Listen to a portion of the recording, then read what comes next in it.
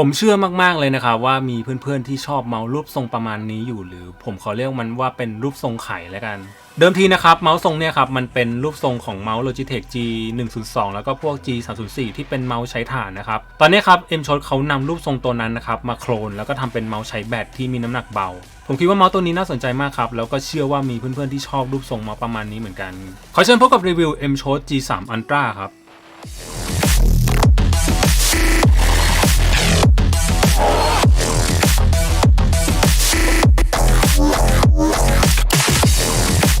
สวัสดีครับพี่บีดีชแนลครับวันนี้ครับผมอยู่กับเมาส์ที่มีความน่าสนใจตัวหนึ่งจากแบรนด์ M-Shot ครับเขาเพิ่งออกล่าสุดเลยนะครับแล้วก็มีรูปทรงที่เพื่อนๆคงจะคุ้นตาครับเพราะมันเป็นรูปทรงที่ถูกการโคลนมาจากเมาส์ Logitech G102 แล้วก็พวก G304 นะครับที่เป็นเมาส์ใช้สายแล้วก็เป็นเมาส์ใส่ถ่านนะครับซึ่งรูปทรงประมาณเนี้ยผมเคยใช้มาก่อนนะครับแล้วผมบอกเลยว่ามันเป็นรูปทรงที่ผมชอบมากเพราะว่ามันจะมีความเล็กๆมีความเรียวๆมีรูปทรงไข่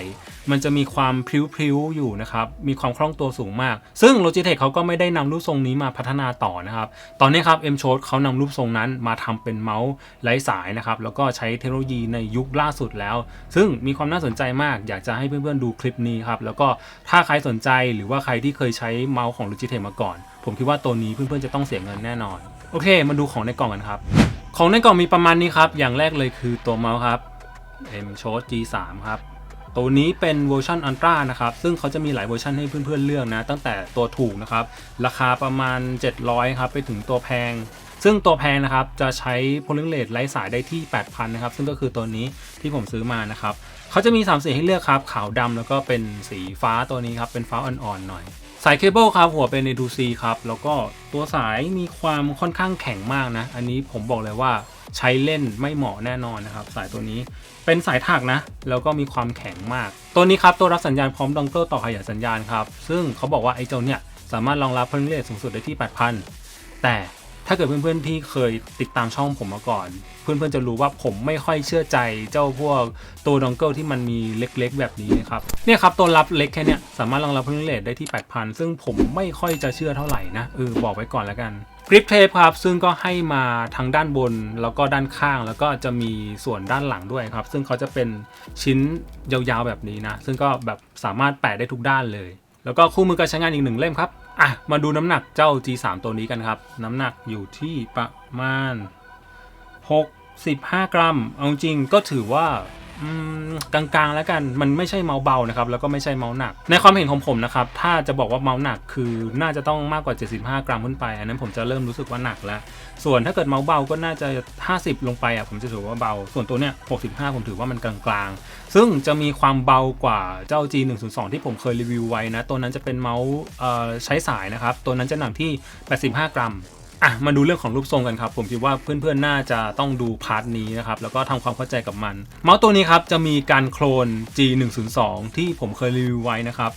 เพื่อนๆดูภาพจากอิโลเชฟแล้วกันเพื่อนๆลองดูพร้อมๆกับผมนะครับแล้วเพื่อนๆคิดว่ามันโคลน 100% ไหมสำหรับตัวผมคิดว่าน่าจะโคลน 100% ครับเพราะว่าเส้นน่าจะเป็นระนาบเดียวกันเลยเรื่องของปุ่มอะไรต่างๆเนี่ยก็มีความคล้ายเจ้า G102 มากนะครับบอกไว้ก่อนนะครับ G102 กับ G304 มีรูปทรงที่เหมือนกันนะครับซึ่งตัว G102 เนี่ยจะเป็นเวอร์ชั่นเสียบสายนะครับแล้วก็เจ้า G304 จะเป็นเมาส์ที่ไร้สายนะครับแต่เขาจะใช้ถ่านนะซึ่งเปลือกตรงเนี้ยสามารถถอดออกมาเพื่อที่จะใส่ถ่านได้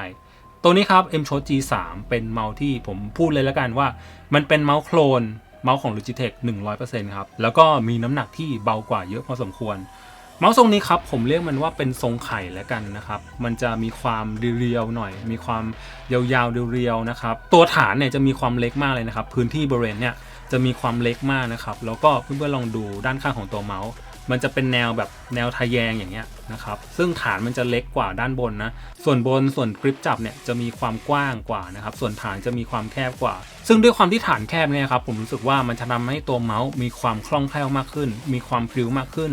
ถ้าเกิดเพื่อนๆเล่นเกมแนวพวกแบบ Overwatch 2พวก Apex Legends ผมคิดว่าเมาส์ตัวนี้น่าจะทำงานได้ดีเพราะว่าเพื่อนๆจะต้องอาศัยการเปลี่ยนเป้าที่ไวอาศัยการสะบัดเมาส์ที่ไวอะไรประมาณเนี้ยแต่ด้วยความที่ฐานมันแคบนะครับมันจะทำให้ความมั่นคงน้อยลงเมาส์ตัวนี้ผมรู้สึกว่ามันเป็นเมาส์ที่ค่อนข้างเล็กเหมือนกันนะครับเขามีความยาวอยู่ที่ประมาณ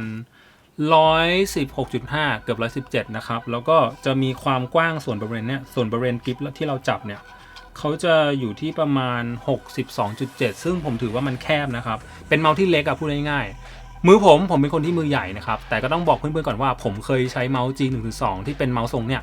ผมเคยใช้มา100 กว่าชั่วโมงแน่นอนผมถนัดรูปทรงประมาณนี้มากแล้วก็ค่อนข้างที่จะชอบรูปทรงประมาณนี้มากเพราะว่าส่วนตัวเป็นคนที่ชอบเมาส์ที่มันมีความคล่องแคล่วสูงเมาส์ตัวเนี้ยครับมันเป็นอย่างนั้นเลยครับมันจะมีรูปทรงที่ถ้าคนมือใหญ่เพื่อนๆคลุมได้เต็มมือแน่นอนนะครับตัวเมาส์มีความเล็กค่อนข้างมากเพื่อนๆคลุมได้เต็มมือแน่นอนแต่ถ้าถามว่ามันเหมาะกับการจับแบบไหนแบบปาล์มผมบอกเลยว่าไม่เหมาะนะครับอันนี้ครับแบบปาล์มกริปตัวเมาส์ค่อนข้างมีความเล็กพอสมควรการจับแบบคอกริปกับฟิงเกอร์ทิปเหมาะกับเมาส์ตัวนี้มากๆนะครับแล้วก็เวลาที่ผมใช้เมาส์ตัวเนี้ยผมจะจับแบบฟิงเกอร์ทิปนะครับคือบริเวณอุ้งมือของผมจะไม่ค่อยสัมผัสกับจุดนี้เท่าไหร่คือตัวเมาส์ส่วนท้ายมันก็จะไม่สูงมากนะครับมันจะมีความลาดลงการจับแบบฟิงเกอร์ทิปผมรู้สึกว่ามันทำให้การเคลื่อนไหวเมาส์ของเรามันมีความคล่องแคล่วค่อนข้างสูงมากๆเนี่ยครับผมสามารถโยกเมาส์ได้ทุกทิศทางเลยเนื่องจากตัวเมาส์มันมีความเล็กนะครับพื้นผิวครับเมาส์ตัวเนี้ยผมรู้สึกว่ามันมีพื้นผิวที่มีความคล้ายๆกับของ Logitech เลยนะจากความรู้สึกที่ผมจำได้นะครับแต่ถ้าเกิดเพื่อนๆลองมาดูจริงๆนะครับพื้นผิวตรงเนี้ยจะเป็นพื้นผิวเรียบตรงนี้ก็เหมือนกันครับจะเป็นพื้นผิวเรียบแต่ก็มีความฝืดอยู่นะแต่ข้อสังเกตคือบริเวณด้านข้างครับบริเวณส่วนล่างด้านข้างตรงเนี้ยเขาจะเป็นพื้นผิวที่มีความสากเล็กๆ texture ตรงเนี้ยจะสากกว่าตรงนี้นะครับตรงนี้จะเรียบตรงนี้จะสากรู้สึกอย่างนั้นนะครับสิ่งนี้ครับมันจะช่วยเพิ่มความหนึบนะครับด้านข้างของตัวเมาส์นะครับซึ่งจุดนี้ผมคิดว่า M Show น่าจะนำพื้นผิวตรงนี้ไปใช้กับทั่วทั้งตัวเมาส์เลยนะมันจะทำให้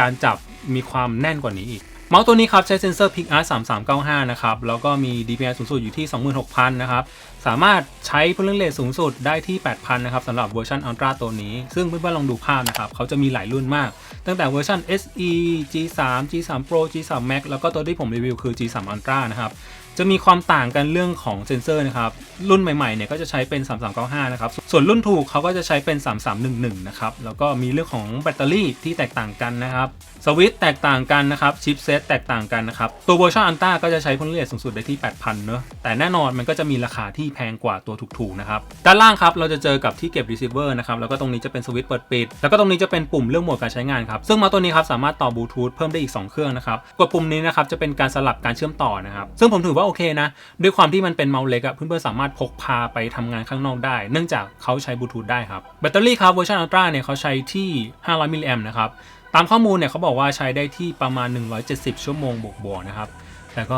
รู้สึกว่าเยอะเกินไปหน่อยเนอะเรื่องของสวิตช์ครับตามข้อมูลเนี่ยเขาใช้สวิตช์ที่แตกต่างกันทุกรุ่นเลยนะครับตั้งแต่ตัวถูกนะครับ G3 SE ก็จะใช้เป็นหัวโน้ตรองรับการคลิกที่30ล้านครั้งแล้วก็เรามาพูดถึงเวอร์ชันอัลตร้าที่เราใช้กันละกันนะครับเขาบอกว่าเขาใช้ Omron นะครับรองรับการคลิกที่100ล้านครั้งมาฟังเสียงคลิกกันนิดนึงครับ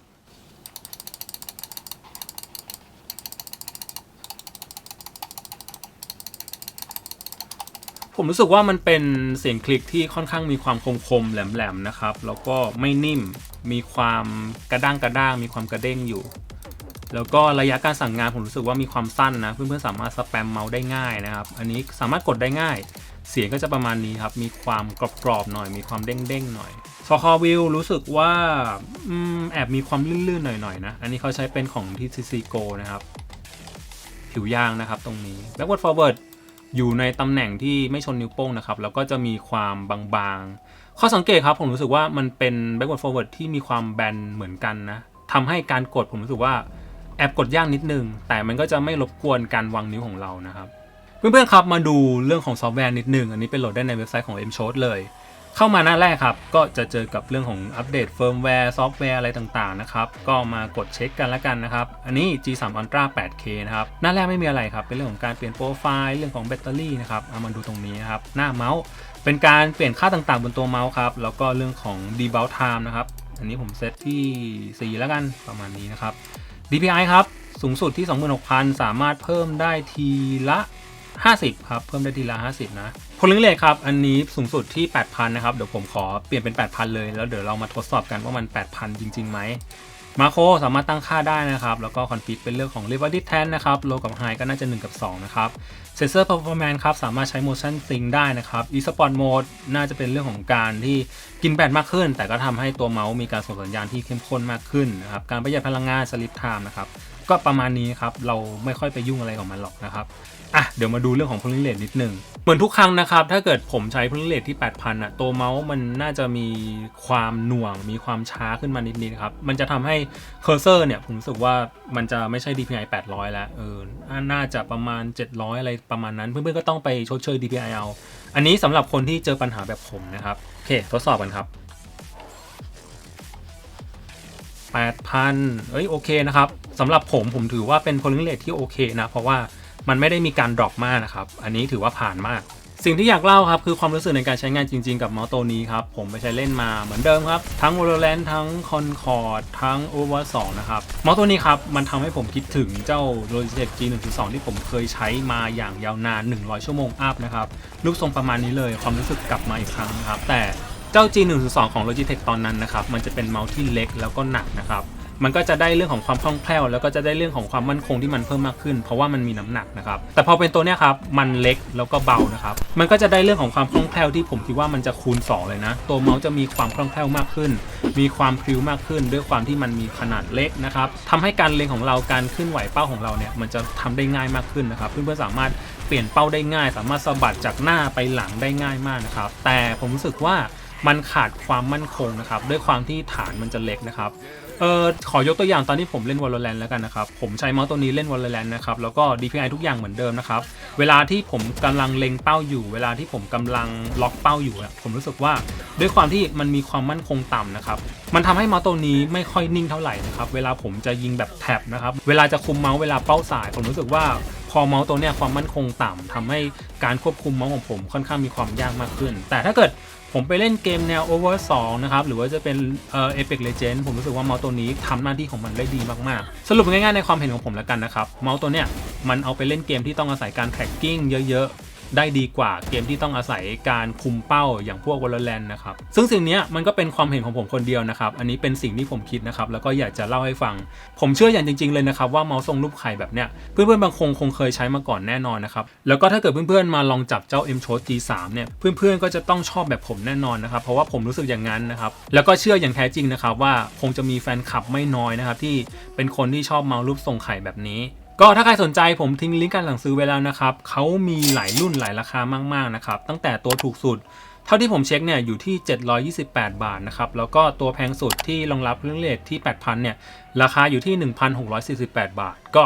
เพื่อนๆลองไปคิดเอาแล้วกันนะครับเมาส์ไร้สายรองรับเรื่องเรท 8,000 มีน้ำหนักเบามีรูปทรงที่ดีราคาประมาณพันกลางๆผมคิดว่าก็ค่อนข้างหายากเหมือนกันนะแล้วก็เชื่อได้เลยนะครับว่าใครที่เคยใช้เมาส์ของ Logitech มาก่อนเพื่อนๆน่าจะต้องมาจบกับเมาส์ตัวนี้แน่นอนครับยังไงลองไปดูแล้วกันนะครับผมคิดว่าเป็นแบรนด์ที่น่าสนใจครับแบรนด์M-Shockเป็นแบรนด์จากจีนที่มีคุณภาพงานประกอบที่ค่อนข้างดีนะครับผมรีวิวเมาส์จากแบรนด์นี้ไปหลายตัวแล้วก็ไม่ค่อยมีปัญหาเท่าไหร่เพียงแต่ผมก็ยังยืนยันคำเดิมนะครับว่าผมไม่ค่อยเชื่อเท่าไหร่นะครับในเรื่องของPolling Rateสูงสุดที่ 8,000 กับไอ้เจ้าตัวรับเล็กๆแบบนี้นะครับอันนี้เป็นสิ่งที่ผมคิดนะครับแล้วก็เพื่อนๆไม่ต้องเชื่อผมก็ได้แต่อยากจะให้ลองฉุกคิดสักนิดหนึ่งนะครับแล้วก็ส่วนตัวผมเป็นคนที่เล่นแค่ 1,000 2,000 อยู่แล้ว 4,000 8,000 ผมแทบไม่แตะเลยนะครับอันนี้ก็มาแชร์กันละกันประมาณนี้ครับเพื่อนๆถ้ามีคำถามอะไรพิมพ์ไว้ใต้คลิปนี้เลยแล้วก็ถ้าเกิดอยากจะดูรีวิวเมาส์ตัวไหนก็พิมพ์ไว้ใต้คลิปนี้ได้เช่นกันนะครับเจอกันกับคลิปหน้าครับสำหรับวันนี้สวัสดีครับ